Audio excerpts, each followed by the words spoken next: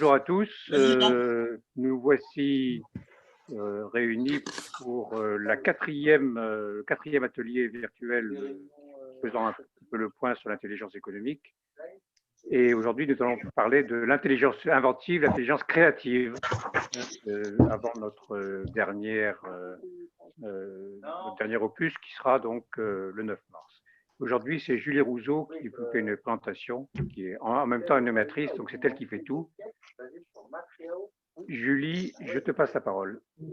Merci.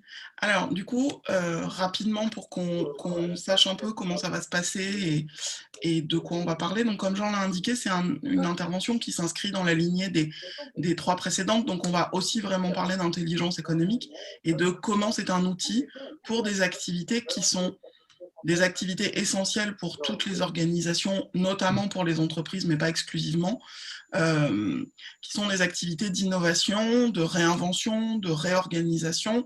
Et on va beaucoup parler d'incertitude. Et vous allez voir à quel point c'est quelque chose qui peut nous sembler très actuel, mais qui finalement n'est peut-être pas tant que ça. On tout prévoir. Voilà. Bernard avait fait une intervention que je vous invite à aller revoir sur l'intelligence des risques, que moi je suis allée réécouter pour préparer cette réflexion. On est dans des contextes, parce qu'on est dans des contextes incertains, et on a beaucoup parlé ces derniers temps d'environnement VUCA, volatile, uncertain, complex, accelerated. On essaie d'éviter les surprises stratégiques et on va chercher des signaux. On va chercher des signaux pour créer du sens, pour anticiper. On veut construire des organisations qui sont dirigées par les données, data-driven. Toussaint, tu vas me détester. Cet atelier est en globiche, mais je fais de mon mieux. De structurer nos processus de veille et de détection et de faire de l'intelligence économique. On essaie de prévoir. On essaie de se projeter. La difficulté qu'on rencontre tous et toutes, dans nos contextes aussi bien professionnels que personnels, qu'associatifs, que citoyens, finalement, c'est que ce contexte, il est volatile. Et c'est un mot que j'utilise ici au sens un petit peu de la chimie, la qualité des molécules olfactives, et on le sait quand on fait la cuisine notamment, c'est de pouvoir s'évaporer, se diffuser, et donc elle s'éparpille dans l'atmosphère, on a du mal à les saisir, et on est dans un contexte aussi où les informations arrivent de tous les côtés. Là, pendant que je vous parle, j'ai des mails qui arrivent, j'ai des notifications WhatsApp, j'ai des tweets qui continuent à tomber. Peut-être que des choses vont changer, et ça s'est aggravé ces derniers mois. Ce contexte de la volatilité, de l'incertitude, j'enfonce un petit peu des portes ouvertes, mais c'est important de se le rappeler. C'est un contexte dans lequel on évolue massivement depuis un an. Et donc, comment, avec une question qui se pose à nous, qui est, est-ce qu'on peut continuer à anticiper? Est-ce que c'est possible? Est-ce que c'est même souhaitable? Voilà.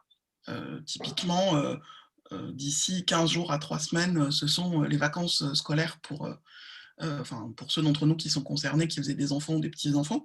Va-t-on pouvoir partir? On ne sait pas. Est-ce la peine de faire des projets? Alors ça, c'est la partie un petit peu triviale de la chose, mais ça se présente aussi professionnellement du coup. Et pour toutes les organisations et tous les leaders, cette question de l'anticipation est clé. Et pourtant, on sait aussi qu'arrêter d'anticiper, qu'arrêter de prévoir, qu'arrêter de décider, c'est se soumettre totalement aux évolutions de l'environnement. Et est-ce que c'est totalement souhaitable? Et cette question de la réaction face à l'inconnu, face à l'incertain, face à des choses qu'on a du mal à saisir, c'est une préoccupation qui est très actuelle, mais qui n'est pas récente. Et je voulais vous parler des travaux de recherche de Karl Weick, qui est un penseur des organisations, un sociologue de l'organisation qui est américain, d'origine autrichienne, et qui a notamment travaillé sur la grande catastrophe du Maine Gulch. Alors vous allez me dire, qu'est-ce que c'est que cette catastrophe? Peut-être certains d'entre vous le savent. C'est dans le Montana, en 1959, un incendie de forêt qui a conduit à la mort de 13 pompiers. Et pourquoi est-ce que Karl Weick, c'est une immense catastrophe?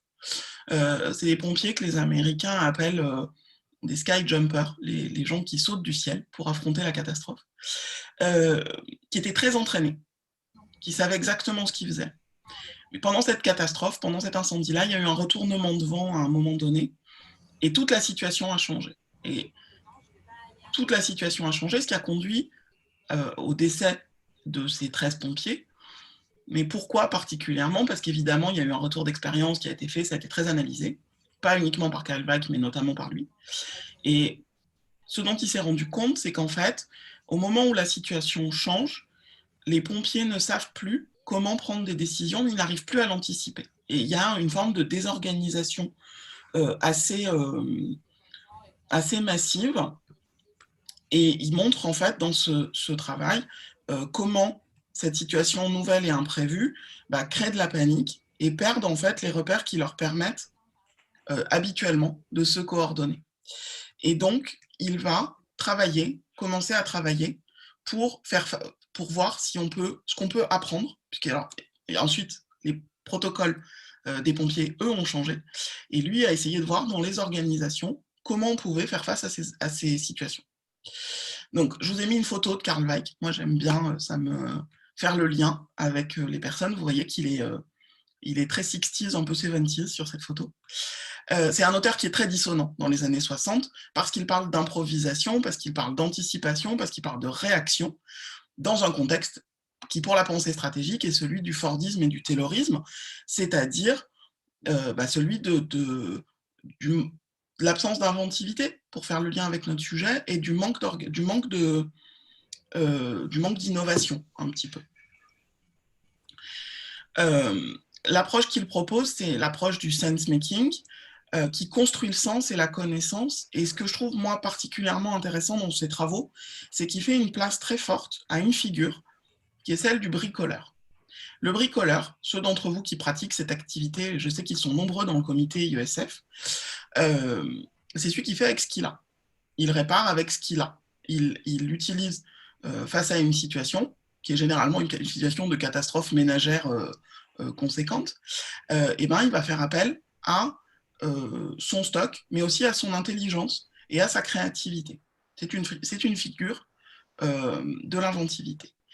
Ce qui est très intéressant dans cette figure, dans ce travail que nous propose Karl Weick, c'est que vous voyez que ça fait tout à fait le lien avec le mouvement, un mouvement très fort aujourd'hui dans l'innovation actuelle, qui est celui du hacker, qui est celui du maker, qui sont en fait in fine des bricoleurs. Voilà. Dans cette pensée, Karl Weick propose quelques principes issus de son œuvre que je vous propose avec lui. Et vous voyez que c'est une pensée qui fait beaucoup de place à la parole, à l'échange, à la construction du sens, à une approche historique aussi, puisqu'il dit que le manager doit être aussi un historien de l'organisation. C'est sa responsabilité de rappeler la culture, le sens, le pourquoi on est là. C'est un auteur aussi, il a la responsabilité de mettre des mots sur l'action qui est en cours, et de préférence des verbes, et d'encourager le partage d'expériences.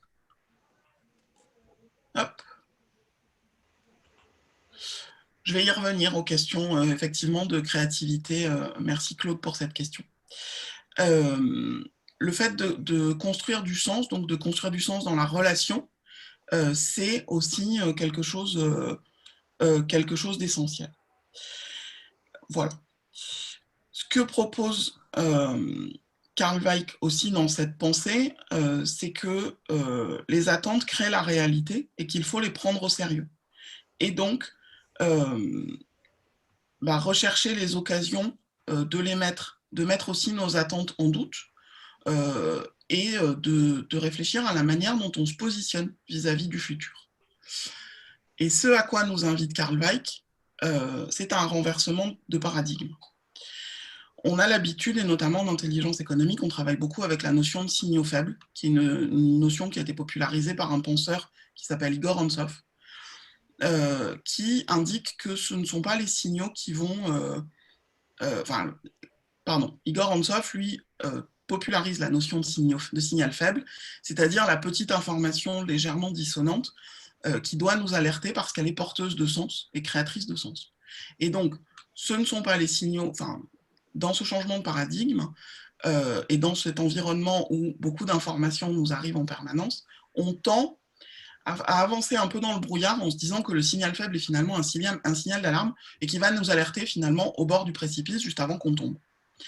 C'est en fait plus compliqué que ça, et ça invite aussi à un changement de rapport à l'information.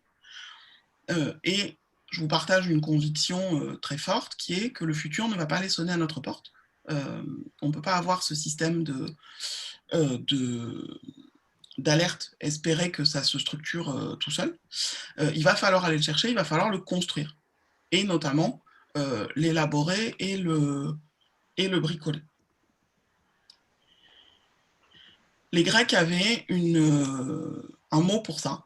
Les Grecs utilisaient 4 mots pour parler d'intelligence, et notamment ce mot-là, Métis, qui est aussi une déesse, c'est une océanide. Métis, c'est la mère d'Athéna, c'est pour les Grecs l'intelligence rusée qui va nous permettre de faire face aux situations imprévues et de gagner les batailles. Qu'on va relier à la sérendipité, qui est un peu l'art de trouver ce qu'on ne cherche pas. La particularité de la sérendipité, c'est que quand même, elle arrive dans un contexte où on a fait le travail. On ne trouve pas ce qu'on ne cherche pas en ne cherchant pas du tout. On trouve ce qu'on ne cherche pas en cherchant. Et c'est la difficulté, de ce travail, c'est le fait de sans arrêt remettre le travail sur le métier en se disant que bon, ben, peut-être qu'aujourd'hui, un signal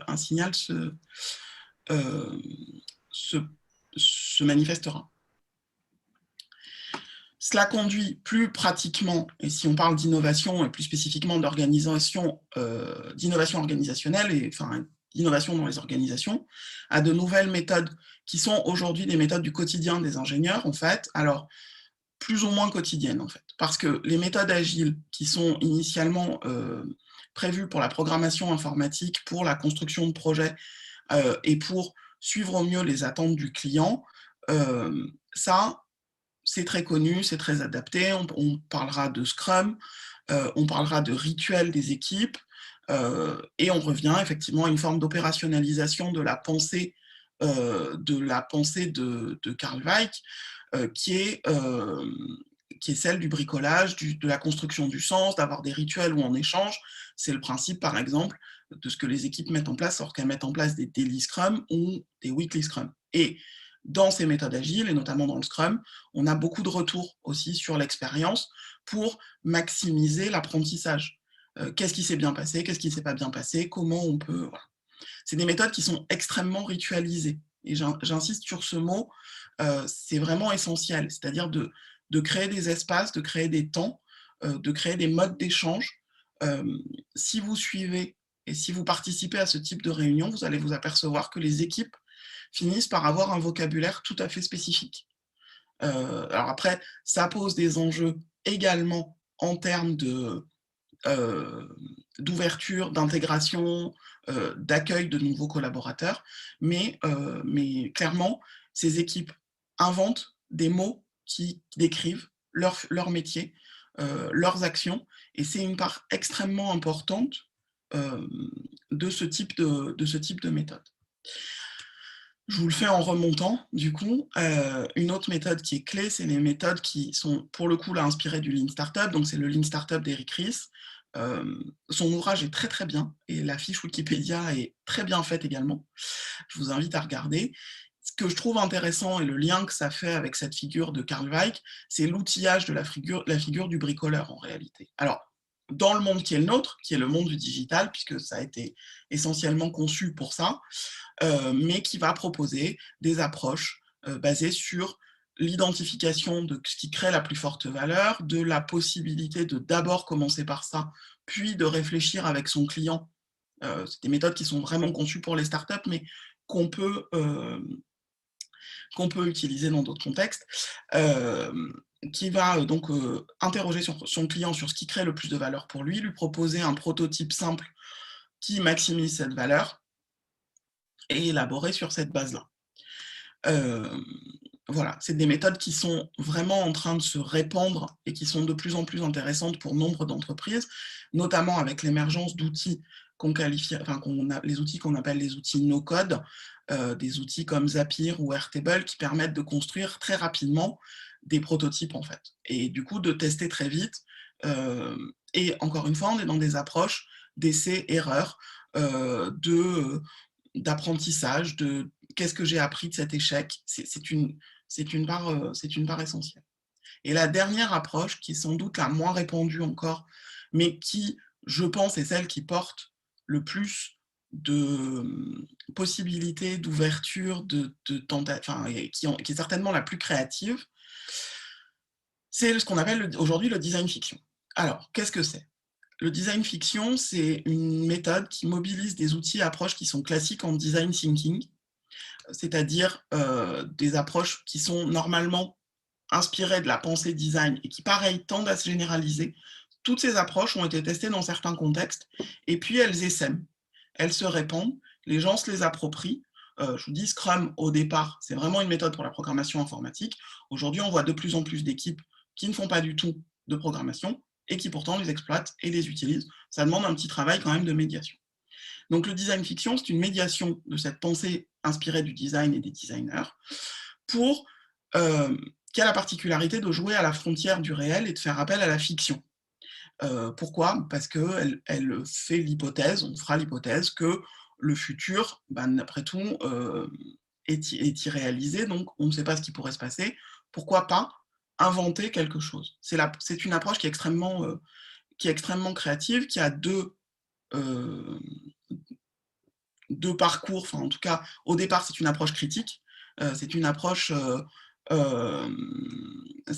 extrêmement riche, utilisée pour critiquer, qui peut être très dystopique. Typiquement, on pourrait se dire qu'une série comme La Servante écarlate incarne ce type d'approche-là, mais on l'utilise aussi dans ce qu'on va appeler les bright futures, donc dans une approche beaucoup plus inspirante et joyeuse, qui consiste à imaginer des futurs possibles. Pour l'instant, c'est une approche qui est très utilisée par les penseurs autour de la crise climatique et par des réflexions autour de ces sujets-là, avec cette question qui est celle de, après l'effondrement, après une catastrophe climatique, quel est le futur de l'humanité ? Qu'est-ce qu'on pourrait en tirer, en inventer, en espérer ?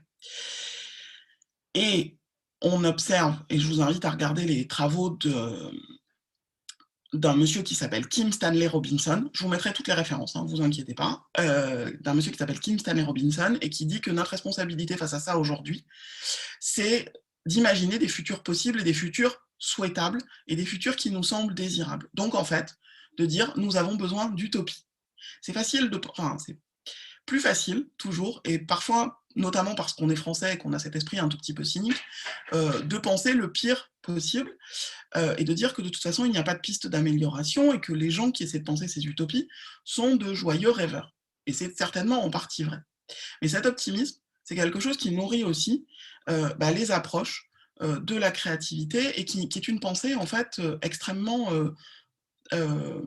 inspirante et pas toujours si facile que ça. Voilà. Mais le postulat qu'il fait, c'est que nous avons besoin de ces utopies et de ces réflexions-là, parce qu'effectivement, on peut penser l'effondrement, mais c'est pas le plus, d'abord, c'est pas le plus réjouissant, et puis ça finit par nous peser tous sur la manière dont on s'envisage, et ça nuit à notre capacité d'anticipation. L'anticipation, c'est quand même un process qui est essentiellement psychologique et qui nécessite qu'on ait envie d'aller vers le futur. Et c'est le cas pour nous en tant qu'individus, pour nous en tant que citoyens, mais aussi pour nous en tant qu'ingénieurs et acteurs clés de l'innovation, quand même, ingénieurs, chercheurs, scientifiques, enfin voilà, qui nécessitent une pensée un petit peu, une capacité à se projeter dans le futur. Voilà. Je vous dis, la méthode du design fiction est quelque chose qui est très émergent. Il y a beaucoup de travaux issus notamment de Belgique qui sont extrêmement riches, et je tiens des références à votre disposition. Voilà.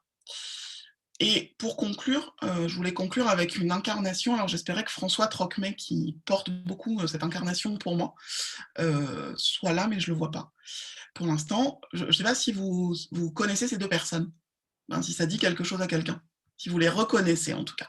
Parce que quand je vais vous expliquer, vous allez être, vous les connaissez. Jean, ça te dit quelque chose? Il faut que tu rallumes ton micro pour me parler. Non, désolé, je connais sûrement, mais ça ne me rappelle rien dans l'instant. Le monsieur qui était à gauche avec sa moustache blanche, c'est le pilote d'avion Chesley Sullenberger, qui était plus connu sous le nom de Sully, qui est avec son premier officier que vous voyez. Non, j'ai pas retenu le nom, mais qui a posé son avion, un A320, sur l'Hudson à New York le 15 janvier 2009. L'avion venait de décoller de l'aéroport de LaGuardia à New York. Il y avait 150 personnes à bord, plus les membres d'équipage, donc un total de 155 personnes. Et juste après son décollage, il rencontre un vol d'oie et il perd ses 2 réacteurs. Et là, en quelques secondes, un total de 208 secondes environ, ces 2 hommes qui sont l'incarnation pour moi de la sérendipité, parce qu'ils ne venaient pas de prendre les commandes d'un avion, c'était des gens qui avaient travaillé, qui avaient appris, qui avaient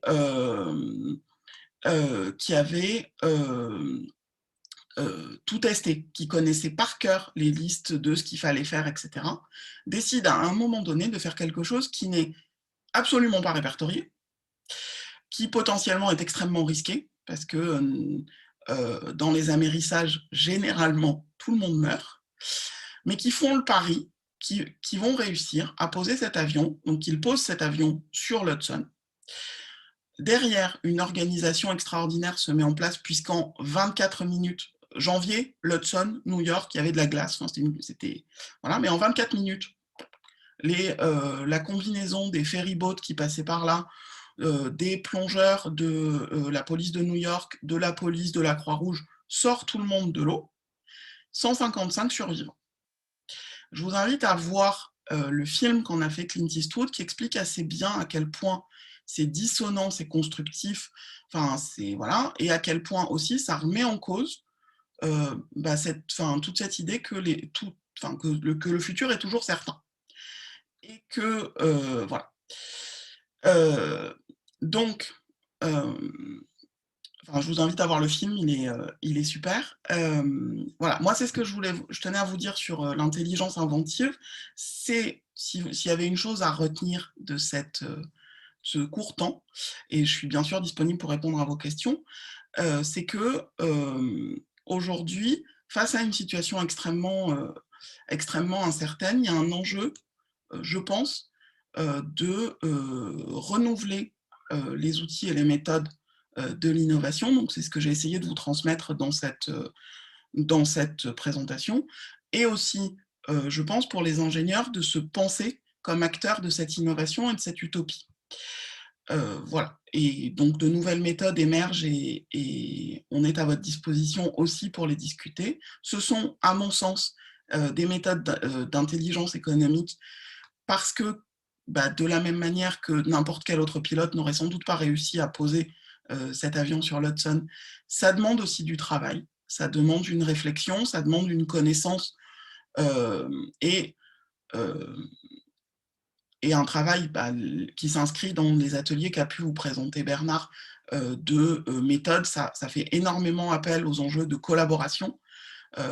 Ça demande un renouvellement de culture managériale, ça demande aussi une excellente analyse des risques et ça renouvelle aussi les formes d'anticipation. Voilà. Donc moi, je suis dispo pour répondre à vos questions. Je voudrais répondre à la question de Claude qui est dans le chat et que j'ai devant moi. Je suis d'accord sur l'urgence, tout à fait. Clairement, il y a une urgence clé sur les enjeux énergétiques, sur les enjeux climatiques, un enjeu phare qui va être effectivement celui de la relance post-crise sanitaire, post-crise économique. Et pour autant, ma conviction profonde, c'est qu'on ne le fera pas si le futur n'est pas souhaitable et ne donne pas envie. moi, dans une partie de mes activités, j'enseigne auprès d'étudiants, notamment à l'université Paris 13 et notamment à l'école de guerre économique. Et je pense qu'on a aussi un enjeu de renouveler les utopies de la jeunesse. Je suis très inquiète de voir mes étudiants aujourd'hui qui me disent que l'avenir n'est pas désirable. Je pense que c'est aussi un enjeu. Je pense que c'est un enjeu qui concerne aussi les jeunes ingénieurs, et c'est pour ça que je voulais le porter au sein d'IESF. Il y a un enjeu de rendre le futur de nouveau désirable, et l'utopie, c'est aussi un acte qui est porteur d'action. Parce qu'en fait, quand on y réfléchit, le fait de ne plus réussir à s'inventer, le fait de ne plus réussir à être créatif, c'est paralysant. Si le pire est forcément certain et si la catastrophe arrive, bah, à la limite, retournons tous nous coucher ou restons sous une couette ou à terme, allons vers un... Enfin, il n'y a plus d'issue. Donc, effectivement, l'utopie permet de redonner de l'énergie, de redonner le passage à l'action. Et un des enjeux de l'intelligence économique, c'est le fait de fournir de l'information utile à l'action. Tous les membres de mon comité vous confirmeront que un des enjeux pour nous, c'est de porter une vision de la conquête, On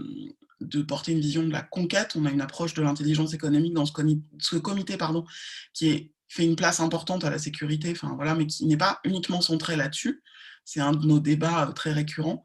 On porte ça, on porte l'idée de l'action, de l'engagement, de la conquête. Voilà.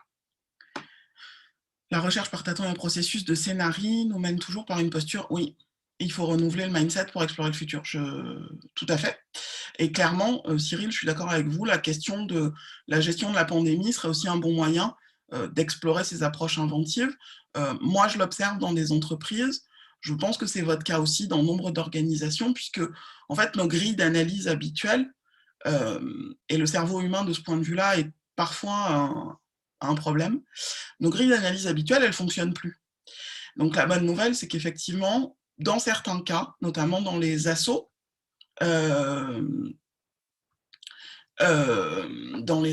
on voit beaucoup de créativité, puisque on va faire comme on fait d'habitude ne fonctionne plus. Et je pense que c'est une opportunité extraordinaire de tester des choses. C'est pas... Oui, je sais, Saïd, mais il y a la question de Cyril juste au-dessus.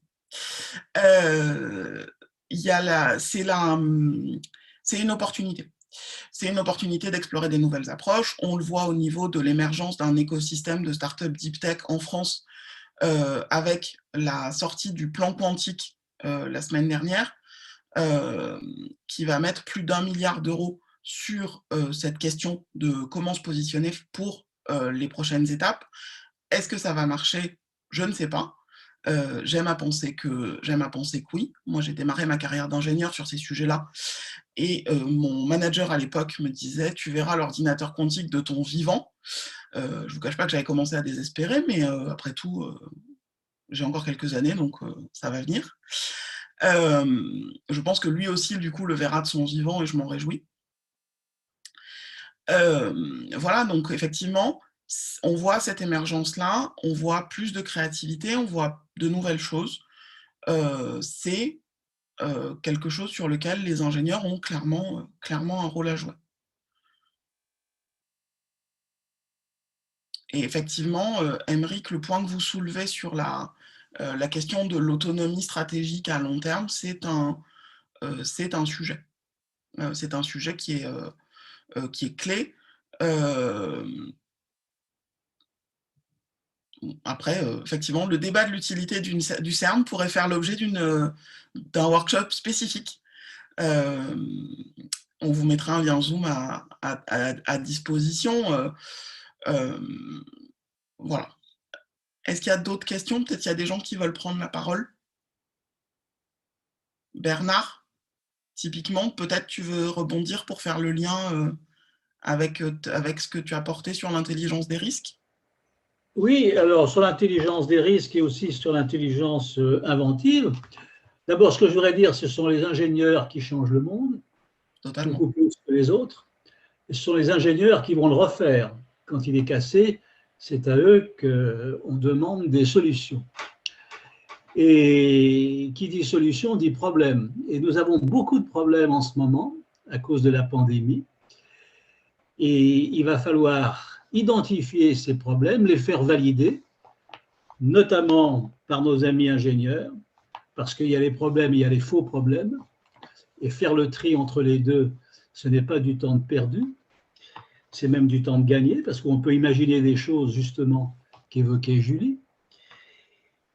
Ce que je retiens du discours de Julie, qui me paraît tout à fait intéressant, c'est qu'elle a dit l'invention, la créativité, ce sont des rites, des espaces, c'est du temps, c'est l'intégration de nouveaux collaborateurs, c'est l'élargissement des équipes. Ce que je voudrais dire, c'est qu'elle nous décrit, c'est une intelligence collective, quelque part. On n'invente pas tout seul forcément dans son coin, la démarche existe, mais elle est tout à fait joignable avec une démarche collective. Et donc, ça me fait penser à la manière dont on invente. Lorsque, en France, la politique publique d'intelligence économique a démarré, je suis allé à Princeton voir, parce que le Premier ministre de l'époque le voulait, comment à l'Institut d'études avancées, je ne dis pas à l'université, comment on innovait et comment on inventait. Il m'a dit, vous voyez, monsieur Besson, c'est très simple. Pour fabriquer des prix Nobel, il faut un rez-de-chaussée. Pas d'étage, pas d'ascenseur. Ça tue l'imagination, qu'évoquait Julie. Et comment ça se passe? Eh bien, venez avec moi. Et nous avons parcouru un couloir en rez-de-chaussée et il m'a montré les bureaux. Il m'a dit, vous voyez, ici, il y a un mathématicien. À côté, il y a un statisticien. À côté, il y a quelqu'un qui fait des études en économétrie. Tous ces gens-là ont des subventions qui sont versées par l'Institut. Et lorsqu'ils sortent de leur bureau, ils ont sur la droite et sur la gauche quelqu'un qui n'est pas dans leur métier, mais qui n'est pas loin. Ce qui fait qu'ils ont des occasions d'échanger. Et sur les murs, il y a des tableaux, il y a des craies, et chacun peut discuter, peut faire des croquis, peut faire du design, comme nous l'a dit Julie. C'est très important d'avoir de la couleur, d'avoir des couleurs vertes, rouges, et de dessiner. Et puis chacun doit, à partir de 16 heures, aller s'amuser avec ses petits camarades dans la salle de billard. Et si on ne s'amuse pas, si on ne perd pas du temps à raconter des bêtises, eh bien, on est viré. On n'a plus de subvention. Donc, il y a des rites, comme l'a dit Julie, et ça c'est très important. La créativité, elle peut se concevoir de manière individuelle, ce sont les auteurs par exemple, mais elle peut se concevoir aussi de manière collective. Et l'intelligence économique, ça va consister à faciliter toutes ces attitudes qui permettront de faire émerger des aptitudes qui sont souvent étouffées, parce que nos conformismes, notre nez dans le guidon, font que nous passons à côté de collaborateurs qui pourraient mieux s'exprimer, qui pourraient nous apporter ou imaginer des solutions, mais nous ne les écoutons pas parce que nous n'avons pas le temps. Et là, il y a une question de gestion du temps. La créativité, c'est finalement une mise en scène du temps, une mise en scène du hasard. Et là, il faut un petit peu de management. Alors, ça revient au chef d'entreprise. C'est au chef d'entreprise d'imaginer des rencontres entre des gens qui n'ont pas le temps de se voir, qui n'ont aucune raison de discuter ensemble.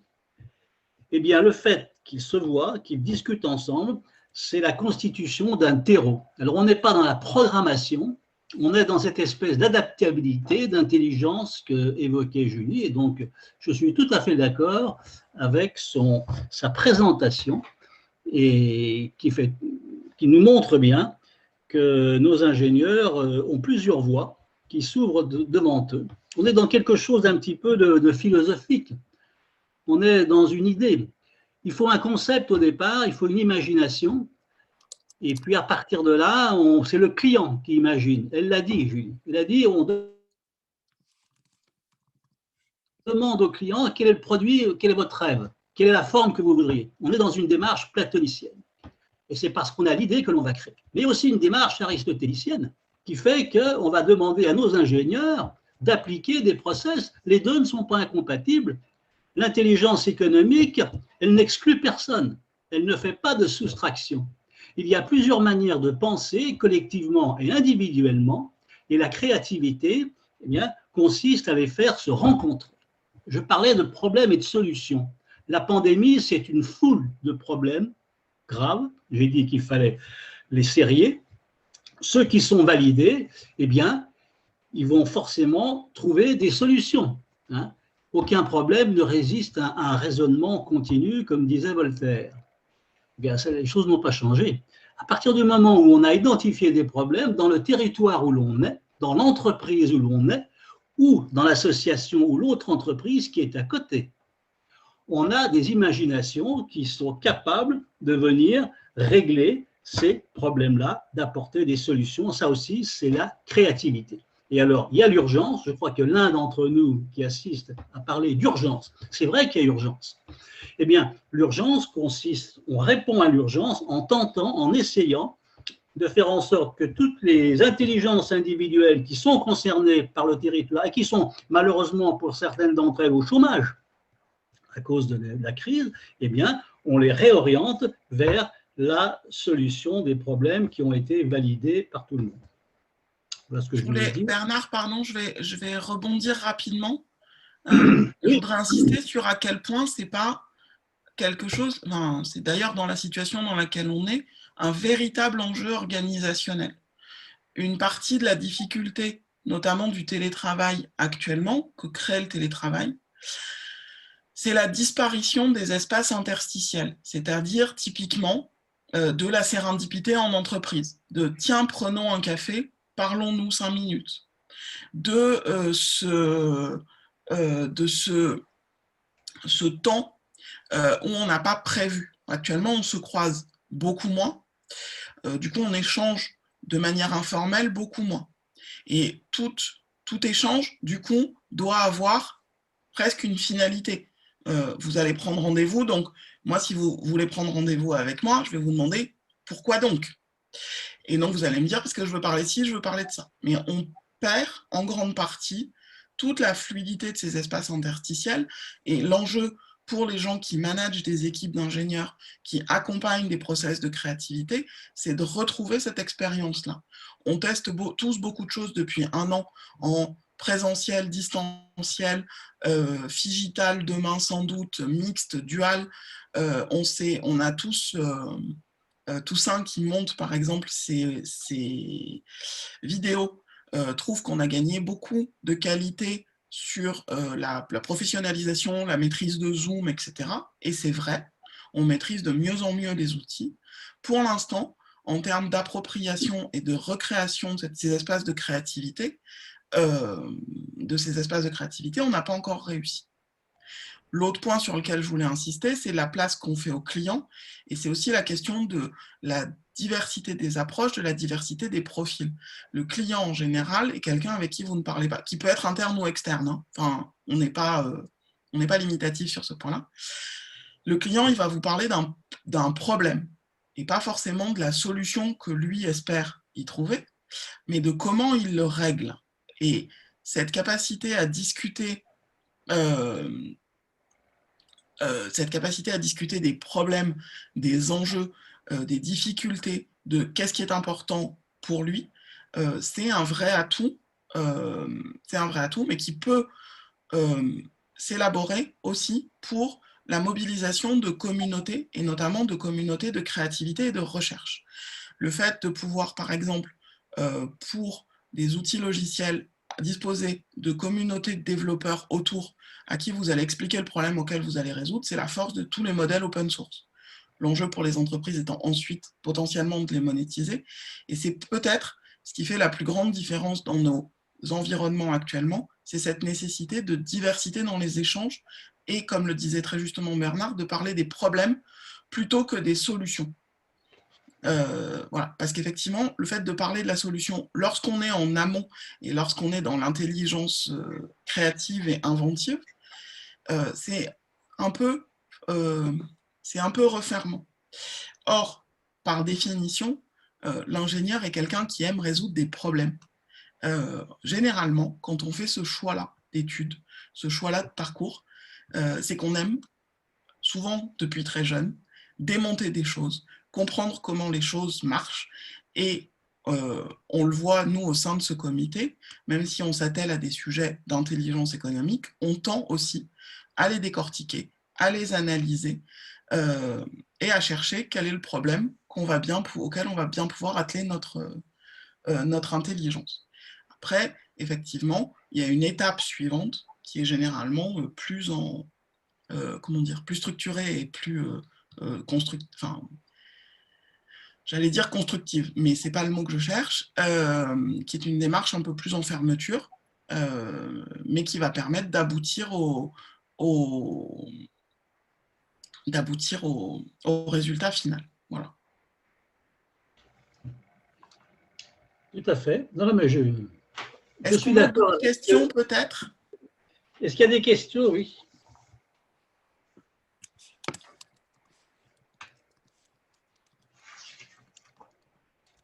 Vous m'entendez? Tout à fait. Oui, bon, je ne veux pas trop insister, mais je pense qu'il faut garder les pieds sur terre. Les problèmes sont très pratiques, en fait. Il y a des gigantesques problèmes à résoudre, en particulier, bon, l'énergie, l'hydrogène, etc. Il faut s'attaquer à ces problèmes. Je crois que c'est dommage de faire de théoriser à trop haut niveau. Il y a des problèmes très pratiques actuellement.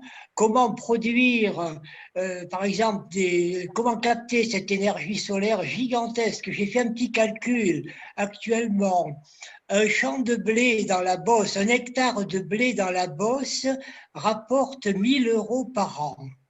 Or, il reçoit par an à peu près 500 000 € de kilowattheure à 5 centimes le kilowattheure de soleil. L'écart est gigantesque.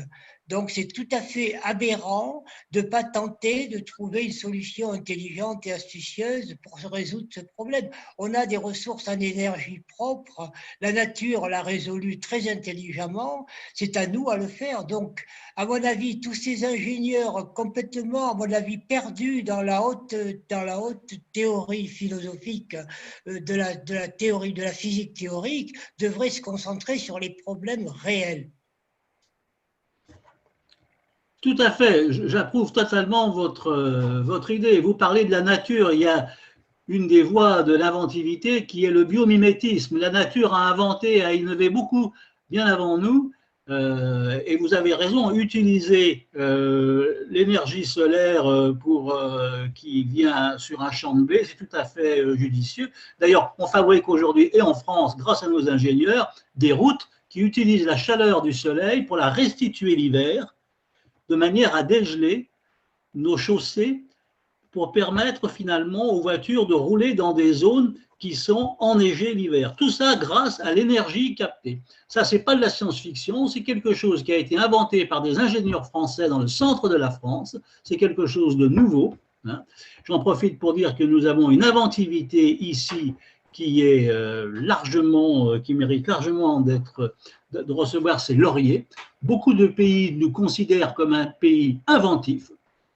Les mêmes d'ailleurs qui nous considèrent comme un pays inventif ne nous considèrent pas comme d'excellents stratèges. Mais ça, c'est une autre histoire. Mais donc, je suis tout à fait d'accord avec ce que Julie dit et ce que vous dites, monsieur. Il ne faut pas se perdre dans des théories, il faut venir au cas concret. Les problèmes. Qu'est-ce qu'il y a aujourd'hui? Le problème de mon client, c'est pour moi aussi une opportunité d'innovation. Si je m'aperçois que mon client a certains problèmes qui jusqu'à présent ne m'intéressaient pas parce qu'ils n'étaient pas vraiment dans mon cœur de métier, mais je vais peut-être découvrir que j'ai en magasin des savoir-faire qui ne sont pas utilisés et qui me permettront de me diversifier. Vous parliez de l'hydrogène, mais ça fait des décennies qu'en France, nous avons des ingénieurs qui travaillent sur l'hydrogène. Ça fait des décennies que nous avons des astuces, que nous avons des possibilités en la matière, mais jusqu'à présent, on ne les avait pas vraiment mises en œuvre. Pourquoi? Parce que, stratégiquement ou parce que les choses ne s'étaient pas présentées, on n'y avait pas pensé. Donc, ce ne sont pas les savoirs et les savoir-faire qui manquent. Ce qui manque, c'est le moment et l'espace où on va pouvoir les mettre en œuvre. Et ça, ce n'est pas uniquement de la technologie, c'est la rencontre entre la technologie et une politique territoriale, une stratégie. Et ça, c'est une étape qui est une étape difficile à passer. C'est dans cette étape aussi que les approches inspirées du Lean Startup et effectivement du prototypage rapide peuvent être aidantes parce qu'elles permettent de convaincre de manière plus efficace. on n'essaie pas de convaincre avec une idée, on essaie de convaincre avec une première étape, un premier élément, une première maquette. Philippe, dans le chat, nous souligne l'ouvrage de Nicolas Mainviel, effectivement, sur ces entreprises qui innovent avec les mains, qui font, que je rajouterai du coup dans les références. L'ouvrage s'appelle Maqueter. Et effectivement, Nicolas Mainviel fait partie des gens qui ont beaucoup travaillé sur ces théories-là et qui proposent énormément d'approches. Et du coup, ces approches de la construction et du prototypage rapide vont structurer des solutions. Typiquement, Renault, par exemple, cette semaine, dans son plan Renaulution, a annoncé aussi faire une place très importante à moyen terme, alors plutôt à moyen terme, dans un premier temps, ils sont plutôt sur du véhicule électrique, mais au moteur à hydrogène, parce qu'effectivement, ils sont aujourd'hui... la grosse annonce de ce plan, c'était, et d'ailleurs, on le voit, c'est en soi l'invention d'un futur possible. Le plan indique qu'en 2025, à partir de 2025, Renault ne souhaite plus produire de voitures à moteur thermique et que donc il se donne cet objectif-là. C'est un objectif qui est ambitieux, mais qui en tout cas va structurer toute une stratégie d'entreprise et qui illustre en fait comment effectivement le chef d'entreprise peut être leader dans ces approches-là en fixant ce type d'objectif. Il y a effectivement un enjeu, comme le soulignait Siam aussi, de politique d'innovation pour renforcer des formes de productivité, des formes de dynamisme économique. C'est dans cette logique que va s'inscrire le plan quantique, clairement. Et je suis d'accord sur le fait que ce sont des systèmes complexes. Emmanuel, moi, en l'occurrence, à titre personnel, je suis tout à fait d'accord avec vous. Je pense qu'on ne peut pas opposer ce qui est théorique et fondamental d'une part et très appliqué d'autre part. Tout se nourrit. La connaissance, c'est un process. Et qu'effectivement, si on ne fait pas l'effort d'aller chercher des connaissances un peu fondamentales, c'est l'exemple du laser. Typiquement, la première fois qu'on a réussi à faire un rayon laser, il nous a ensuite, en tant qu'humanité, fallu 60 ans pour savoir à quoi ça allait bien pouvoir nous servir. Et bon, aujourd'hui, ça sert à énormément de choses, notamment des applications médicales, notamment des applications industrielles. Et il y a clairement un enjeu du fait qu'il est très difficile, et c'est un enjeu d'intelligence économique, il est très difficile de savoir quelle est la bonne connaissance à aller acquérir aujourd'hui. Il y a une approche double, qui est celle soulignée d'une part par Bernard et d'autre part que moi j'ai essayé de transmettre, identifier des problèmes et identifier des connaissances. Et ce n'est pas forcément aussi lié, aussi direct qu'on aimerait tous parfois. Clairement, quand on est face à un problème, on aimerait tous avoir une solution, très très vite surtout. Et clairement, les choses prennent du temps. Après, on voit aussi une progression, une imagination de l'humanité, une imagination forte des ingénieurs et des scientifiques, une forme d'organisation certainement aussi, qui est tout l'enjeu de ces approches-là, mais on le voit bien tous aussi dans notre réflexion, dans notre production de connaissances personnelles. L'ingénieur aujourd'hui, les ingénieurs sont des travailleurs de la connaissance, ils l'utilisent, c'est à la fois leur matière première et c'est aussi leur production. Et dans ce travail de la connaissance, on a tous fait l'expérience du fait que parfois, ce qui est très productif, c'est de passer du temps à rêvasser. Voilà. À rêvasser, à réfléchir, à se poser des questions, à faire des petits croquis, et puis qu'à un moment donné, les briques se mettent en place. Donc, l'enjeu est double, et on peut se référer aux travaux en gestion des organisations sur l'exploration et l'exploitation. Quelle place faisons-nous à l'exploitation, c'est-à-dire à ce qui nous est immédiatement rentable, ce qui est productif, ce qui est nécessaire, et quelle part faisons-nous à l'exploration et à la rêvasserie pour pour créer les futurs possibles, justement. L'expérience qui avait été proposée par Google de laisser aux gens 20% de leur temps pour des projets plus personnels est quelque chose qu'ils ont arrêté parce que c'est compliqué d'être très innovant un jour seulement par semaine. La question des espaces interstitiels, de la sérendipité est une question un petit peu clé. Et donc, voilà. Et donc, j'ai une question de Cyril sur comment, oui. comment les ingénieurs... Tout ça. Oui, je voulais juste réagir sur la communication, parce qu'on parlait de Zoom. Probablement, cette crise a permis de prendre conscience que les systèmes dits ubiquitaires doivent prendre toute leur part dans la communication du futur, mais on a réfléchi depuis longtemps, et ça remonte à une trentaine d'années, à des systèmes différents d'ubiquité. Par exemple, Orange a testé dans son centre à Issy-les-Moulineaux un certain nombre de murs qui permettent en fait d'avoir une pièce, mais la moitié de la pièce est occupée par une autre pièce qui se trouve quelque part ailleurs dans le monde, et il y a un mur et on voit des deux côtés de la pièce ce qui se passe dans l'autre partie du monde.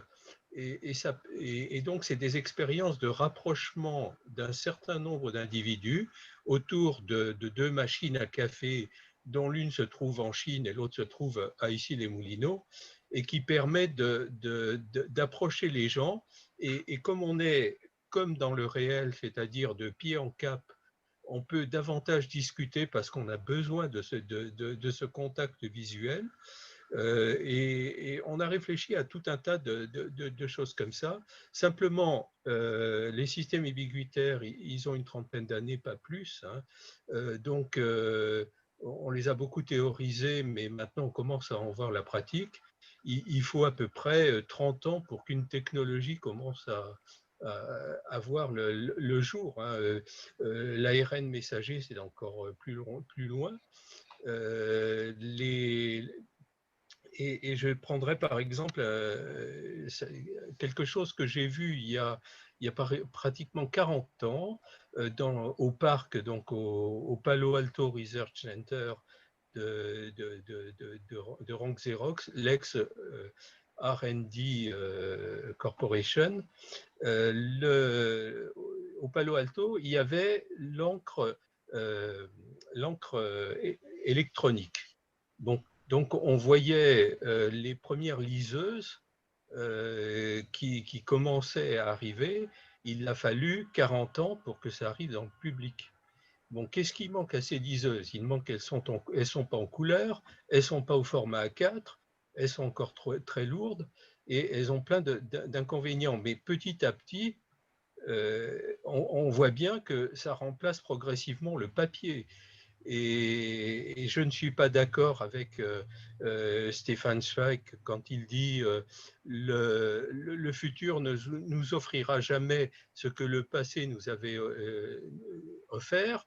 Il a fini par se suicider à Petropolis, c'est autre chose, mais le futur peut évidemment offrir davantage, et notamment en inventivité, mais laissons-le aussi avoir son temps de développement, parce que il y a d'une part le développement qui est celui des ingénieurs, hein, la tablette A4 dont on rêve tous en encre électronique avec une réactivité importante, elle existe déjà, mais elle vaut 200 ou 300 000 euros, donc c'est pas la peine de la proposer actuellement au grand public. Donc, il y a ces choses-là.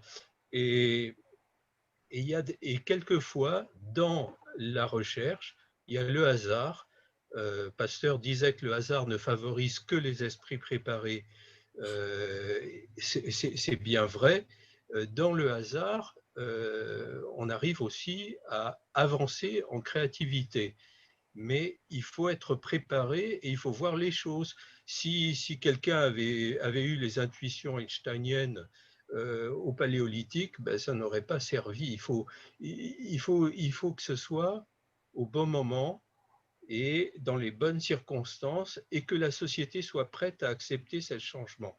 Aujourd'hui, ce que fait la pandémie, c'est qu'elle nous force à aller de l'avant sur certains sujets, dont la communication. On est obligé de communiquer parce qu'on n'a plus d'autres moyens, on ne peut pas sortir de chez soi.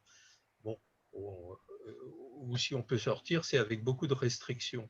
Donc, on peut se parler, c'est vrai qu'il faut prendre rendez-vous, c'est vrai qu'il faut faire des choses, mais on apprend, et en même temps, la société, le point de vue philosophique de la chose évolue. C'est-à-dire que c'est aussi une créativité dans le domaine de la sociologie. Cette crise va nous apprendre beaucoup en sociologie. Et ça sera, et en interaction, Jean-Michel disait que la prochaine crise serait probablement psychiatrique. Donc, j'espère que non, mais la psychologie, la psychiatrie et la sociologie auront fait des efforts considérables. Il n'y a pas que la partie des ingénieurs qui est concernée, il y a aussi toute la partie de la pensée humaine qui se modélise et qui trouve de nouvelles approches dans la façon de communiquer. Voilà, c'est tout un petit... C'est un petit peu l'enjeu clé, effectivement, de l'innovation technologique aujourd'hui. On voit beaucoup dans les travaux de prospective que souvent, effectivement, quand on voit la manière dont les gens se projetaient autour de 1900 dans le futur, quand on voit, par exemple, certains dessins animés futuristes des années 70-80, on voit qu'il y a une imagination autour de la technologie, il y a une imagination autour des voitures volantes, autour de systèmes automatisés, mais il y a moins d'imagination sur ce que la société pourrait être, et c'est effectivement un des enjeux qui va être plus global et qui permet aussi de répondre sans doute à la question de Cyril sur comment les ingénieurs peuvent apporter leur intelligence inventive au pouvoir public. Il y a différentes options. On voit des approches, je pense particulièrement pour ceux qui l'auraient vu au jeune homme qui a créé Covid Tracker. C'est un jeune ingénieur d'une école de Nancy qui s'est saisi des données publiques et qui en a fait ce qui est aujourd'hui certainement en open data un des meilleurs suivis de tous les indicateurs de la pandémie et qui a aussi contribué largement à influencer la politique d'open data du gouvernement autour de la vaccination, puisqu'il a refusé d'être la seule personne informée des enjeux vaccinaux et des nombres notamment, puisqu'en fait le ministère qui l'avait repéré, le cabinet du ministre l'appelait tous les soirs en disant voilà, le chiffre qu'on a aujourd'hui c'est ça. Et donc, il récupérait des données comme ça. Il a fait ça pendant 3 jours et puis ça ne lui allait pas. Pas parce que les chiffres ne lui convenaient pas, parce que voilà, mais parce qu'en fait, ce n'était pas dans la vision qu'il a d'une société autour de la donnée ouverte, parce qu'il est très engagé sur ces questions-là. Et donc, il leur a dit, en fait, je ne prends plus les chiffres, je prendrai les chiffres quand vous les publierez pour tout le monde. Ce qui n'est pas une question facile. Ça nécessite effectivement une mise en place de process et une forme de réactivité. Depuis, on a des données ouvertes sur la vaccination et je vous invite à regarder son travail. Ouais, c'est une très très belle synthèse, lisible par tout le monde, effectivement. Ouais. Oui, je te confirme. Jean-Michel, je te donne 30 secondes parce que sinon oui, tu ne seras pas à l'heure. C'est pas grave. Oui, je te confirme tout ça. La prochaine vague est bien psychiatrique et elle commence. Et tous les professionnels l'aperçoivent aujourd'hui dans une vraie réalité. Oui, Julie, ce qui est bien, c'est que dans cet espace qui va du rêve vers les réalités, de la théorie vers la pratique, et sans jamais effectivement opposer théorie et pratique, tu places bien évidemment au centre de l'intelligence économique et stratégique l'homme, le professionnel, et sa capacité effectivement à agir. Et c'est ça qui est important.